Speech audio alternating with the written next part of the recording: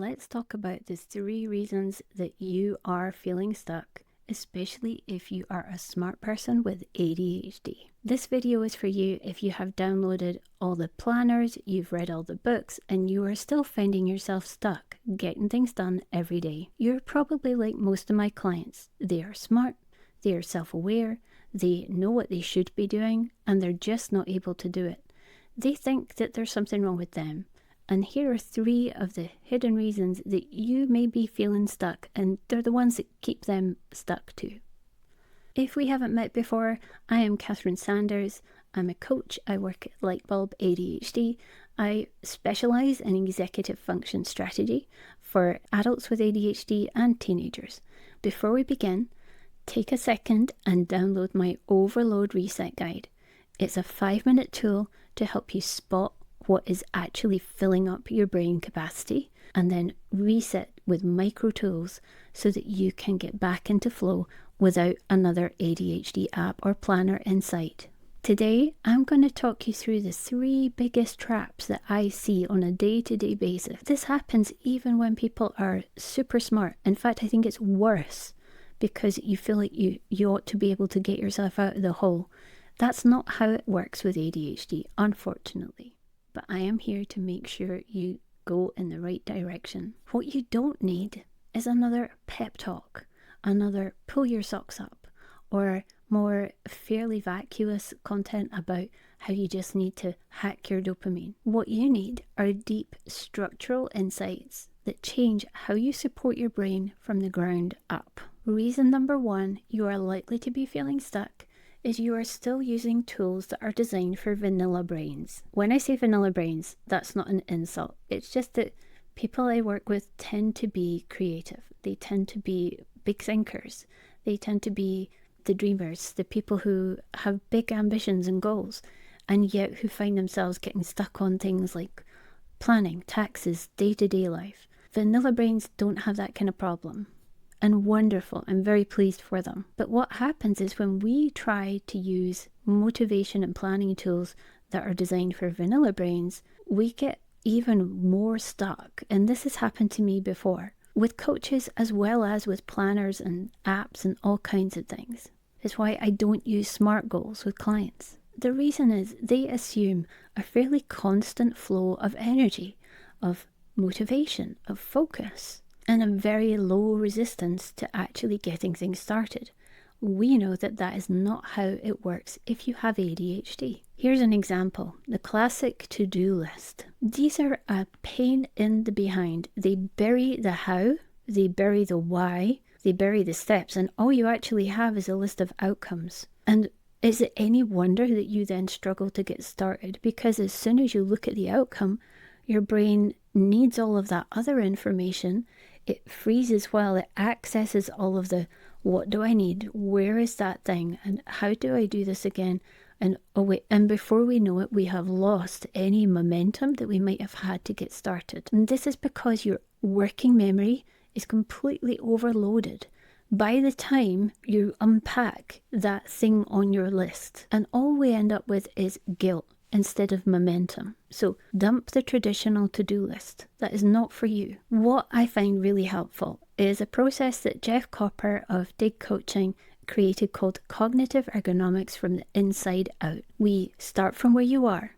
We look at the system you have in place. Even if it's not giving you the result you want, there is a system there.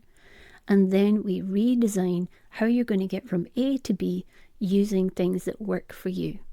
It's not the kind of thing that's easy to package up and sell, which is why most of these apps and planners don't talk you through it properly. Sometimes you need to excavate it, and you can do this either with a coach or with a friend, but it is not a to-do list. One of the biggest changes is when we simplify the entry point to the task. Think about it. If you're trying to climb up some steps, are you going to go up one step at a time?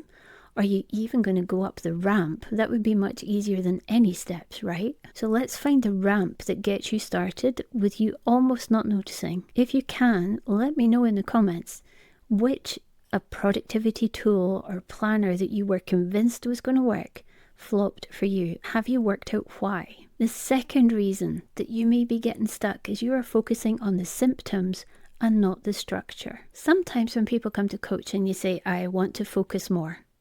I need to do more. I have to improve my productivity, or I need to improve my motivation, have more motivation. And I think, okay, first of all, we need to identify what those are.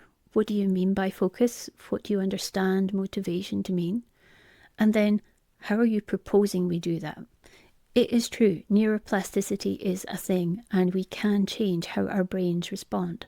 But fundamentally, it doesn't do that in a vacuum. It's not floating around in space. The best way to change how you improve your focus, your motivation, whatever it is you want to work on, is what are the structures around that support me? The third thing that I see keeping people stuck most of the time is listening to your inner critic and taking it seriously. We all have an inner critic. You can call it the judge, the persecutor, whatever you like. It is there, and it is there for a reason. It's a part of you that is doing a job. It could be based on safety. It could be based on stories that your family told you about what certain things meant, what kind of person would do the kind of thing you're thinking about doing. But sometimes it's also there to tell us what really matters and that we care about something. But when we only see it as a voice that's there to make us feel bad, we try to block it out. And the more we try to block it out, the louder it gets. So instead of completely ignoring your inner critic, your inner judge, your persecutor, as long as you're not dealing with something like trauma, which of course means none of this advice applies to you, I would like you to actually listen, but not without some qualification. First of all, give it a silly name, or a name that is warm and fuzzy. It's really hard to be scared of an inner critic that's got a warm, fluffy, small, cute name. But instead of trying to shut it up, I want you to say, hi, thanks. Thanks for reminding me that this is really important to me. Or you might want to say, thanks, but I don't believe that anymore. I have new evidence, or I have new values. But whenever we try to just close it down without feeling safe enough to address it, it's going to just keep getting louder. And then we're more likely to believe it because, oh my word, that voice is loud, so it must be real. What it's saying must be true. You don't have to believe it, but we do have to at least acknowledge what it's trying to say. What we're going to do is reframe it with some compassion instead of dismissal. And this is the start of self-coaching. Coaching should leave you with a set of thinking and action tools that you can go off and do in real life. If you are working with a coach and you're not learning those things, ask them why. The goal of a good coach is for you to achieve your goals, to be your partner, and to provide you with the toolkit so that you can get there in your own way, and so that you can then go off and have the kind of life that you deserve to have. The reason I want you to pay attention to those three things is because you cannot build focus, flow, whatever you want to aim for, consistency even, if you are building on the wrong foundation. And the foundation that most people get stuck in is one of friction and blame, self-blame in particular. Imagine you're trying to roller skate. You can either be roller skating in a nice smooth mall with those lovely shiny pavements where the roller skates glide over, or you could be trying to roller skate down a dirt track with gravel and rocks, and that is a deeply unpleasant experience. I've done both of them and I know which one I prefer. So your foundation really matters. We want to get rid of the friction. We also want to get rid of the blame, because blame is a completely useless emotion when it comes to making change. Instead, I want you to focus on the 3 S's: structure, scaffolding, and story. Then you can stop spinning and start building something that is sustainable. So what are the 3 S's? Think about structure. This is the external thinking framework that allows you to make decisions more easily. Instead of spinning round and round in your head about what decision to make, what comes next, my goodness, this is a classic ADHD trait, isn't it? You've got a predictable sequence that aligns with your big North Star and helps you to guide those choices more easily. For example, when I'm stuck, I use my 4N framework, which is 4 specific questions in a specific order, and it takes the guesswork out of what the heck am I doing? I know exactly what I need to do next, what kind of support I need to look for, and it just takes all of the friction out of what I'm thinking. The second S is scaffolding. Scaffolding is the external structure that supports your actions in daily life. For example, we know working memory is a core challenge for people with ADHD. One of the ways to provide good scaffolding is to have a single source of truth. I use a small A5 notebook, which I change every quarter, and that is my single source of truth.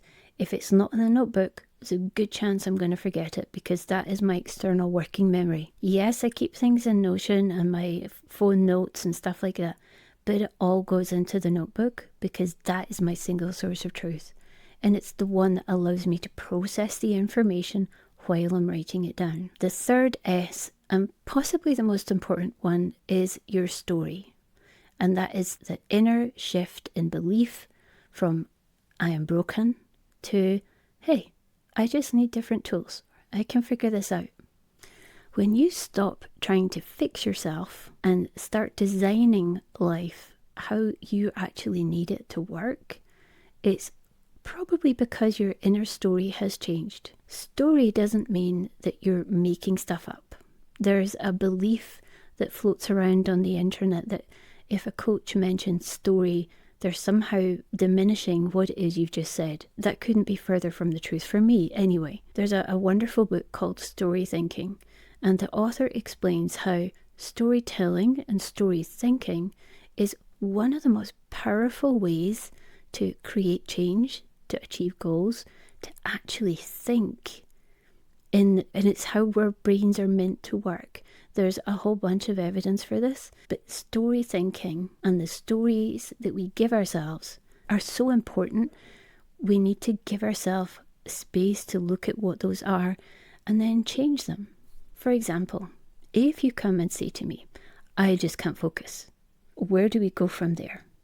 What good would any of the tools or strategies that you might want to implement do if your fundamental belief is that you're terrible at being focused? First of all, it is harder to focus when we have ADHD, let's be honest. But instead of I can't focus, I would suggest when you have that thought, I can't focus today, take a breath. What is the outcome that I want to achieve? And how easily can I get there? Can you feel the shift from I just can't focus? Where does that go? It's a dead end. Think of it as a road. And if your path through the day is a track, I can't focus. When we say that, when we tell ourselves that story, it's the equivalent of a big tree falling in front of our path. We can't get round that. The 3 S's work together. Structure is going to give you the framework, the thinking. Scaffolding is going to help you to remove the friction. Remember, we're skating through a mall instead of down a dirt track. And story is going to take you out of the drama triangle, out of those beliefs that are no longer helpful, and put you on a creator path where you can take empowered action that works for you and your values and your destination. If this hit home for you, download the ADHD Overload Reset Guide today. The link is below this video or above in my channel. It is free, it's low pressure, it takes 5 minutes. You will have micro tools you can use without any equipment and for a brain that is designed to work like yours. Make sure you like and subscribe. Share this video if it's been helpful and you know somebody who is stuck. I will be back with 7 ADHD truths that changed how I design my life on a day-to-day basis very soon.